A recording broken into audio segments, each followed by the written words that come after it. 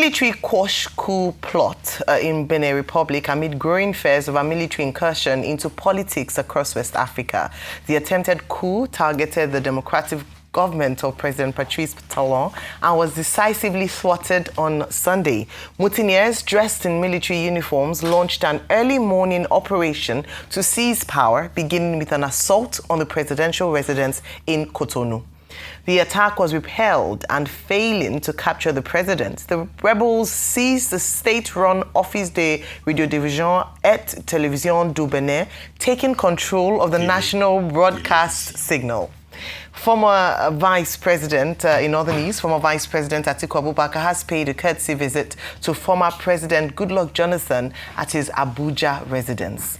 The meeting marked their first publicized meeting since Jonathan returned from an election observation assignment in Guinea-Bissau. Also, a faction of the People's Democratic Party on Saturday held its National Executive Committee meeting. Board of Trustees of the faction, which is loyal to Minister of FCT Nyesom Wike, urged the NEC to constitute a caretaker committee to guide the party forward as the tenure of the current National Working Committee expired on Sunday. Addressing the meeting, factional BOT chairman Senator Mao Oabunwa emphasized that the transition plan aligns with the party constitution and is meant to ensure administrative continuity, unity, and stability across all structures of the party. Nwabunwa said the move is one of several measures designed to consolidate internal reforms, restore confidence among members, and strengthen compliance with the rule of law. Joining us on Political Brief to discuss these stories is Arise Director of News and Politics Editor, Sumner Sambo. Good morning, Sumner, and good to see you today on the morning show. Well, Sumner, good morning, Ayo. Good morning, Dr. Abati. And welcome back, Rufai. Morning, Sumner. Great to see you. Morning. Well, one, let's start with the Republic of Benin. We've been discussing that all morning. And I said, yes, while I think that President Bola Ahmed Tinubu acted reasonably, and may well say, oh, okay, this is a threat at the border and we don't want collateral damage, but the law is the law. The Constitution of Nigeria does not give him powers to deploy troops, as he has done, to go to another country with Nigerian resources, whatever the justification may be. However, Section 305, so 3, I think, 2-3, offer him, a way out. And that way out is that this morning, as I said earlier, before 12 noon, he should transmit a letter to the National Assembly to seek the ratification of the National Assembly at a joint session. The Constitution says joint session. It may sound legalistic, but that's what our law says. And if the National Assembly joint session says withdraw Nigerian troops, it will have no option but to withdraw them immediately, so as to prevent dictatorship, unilateral use of the powers of the commander-in-chief. That's the legal part. But the Nigerian part is that I like the fact that Nigeria has shown power, even if Talon has not acknowledged what we did. Now, about Atiku visiting President Jonathan, well, I don't see much in that. I mean, politicians can visit each other. And then the issue about PDP. PDP is now effectively a divided family. Where do you think all of this will end? And do you think that Governor Adeleke is right to have said, look, I'm leaving your party for you. In the meantime, let me win my election first. When I resolve my election matters, I may return to your party.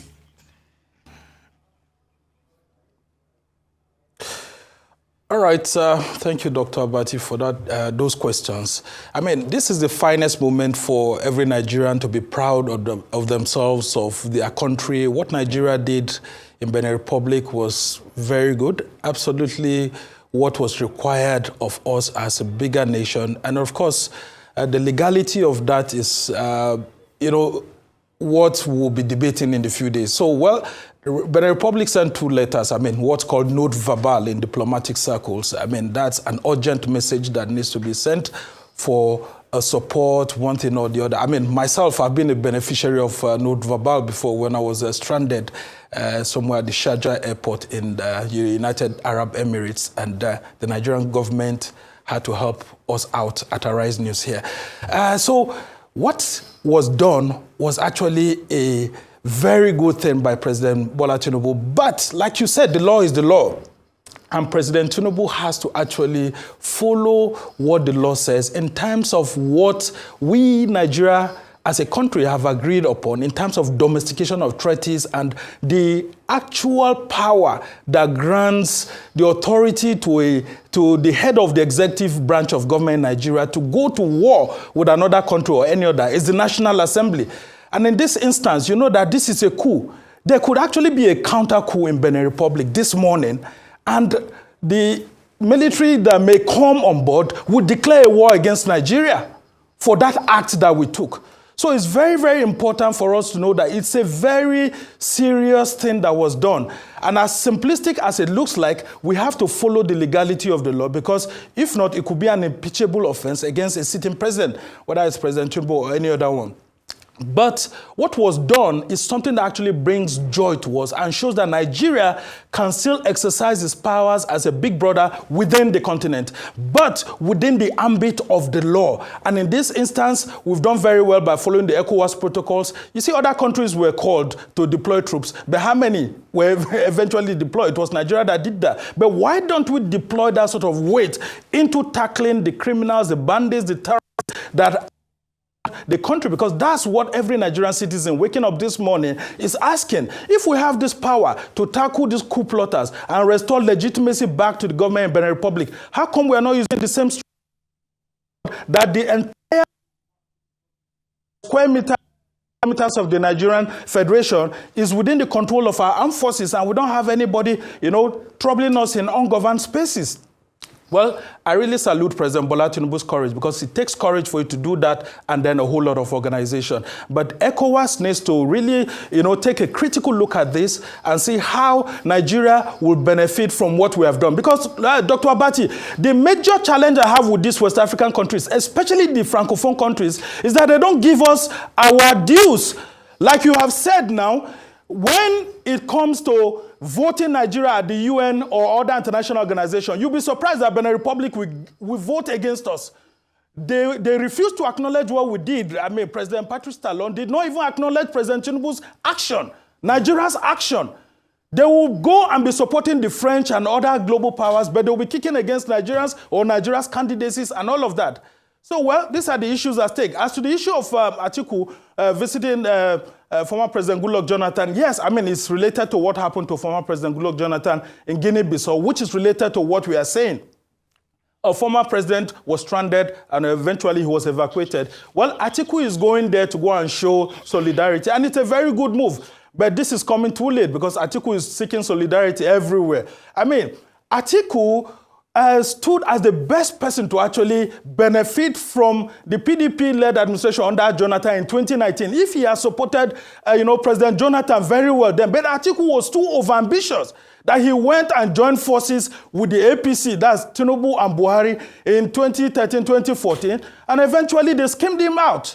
So Atiku has lost out of that game. Now he's trying to build a new alliance with Jonathan and others, and Jonathan will just be laughing at this moment now what is happening. But it's good that politicians are coming together and trying to build momentum. I will ask former President Goodluck Jonathan to see how he can accommodate him and all of that. But ahead of the 2027 general election, it's going to be a very tight race, but he should understand that, just like we've seen, it's a signal to people like Wike too. The APC has a policy of cutting politicians, using them to win elections, and then they will dump them.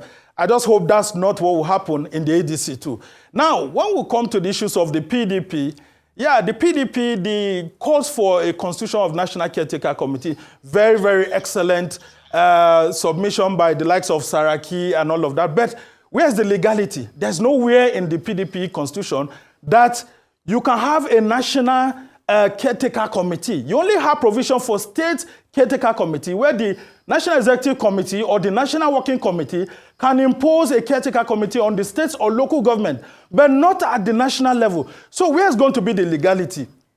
That's a major challenge. As good as it sounds, I think the best thing would be to actually plead with FCT Minister Nyesom Wike to see how he can come together. If he truly loves the PDP, to work to see how we can, solve all of this. And for Tanimu Turaki, SAN too, he's a senior advocate of Nigeria, to see how he can truly reconcile the party. Because the idea of going to, issue expulsion certificate to Nyesom Wike and all of that is totally uncalled for. You need a party to be able to stand on firm ground. Then you now run the party, in such a way that you'll be able to stand as a credible opposition to the APC. But as it stands right now, unfortunately for them, the tenure of Damagun and Samuel Ayenwu has come to an end.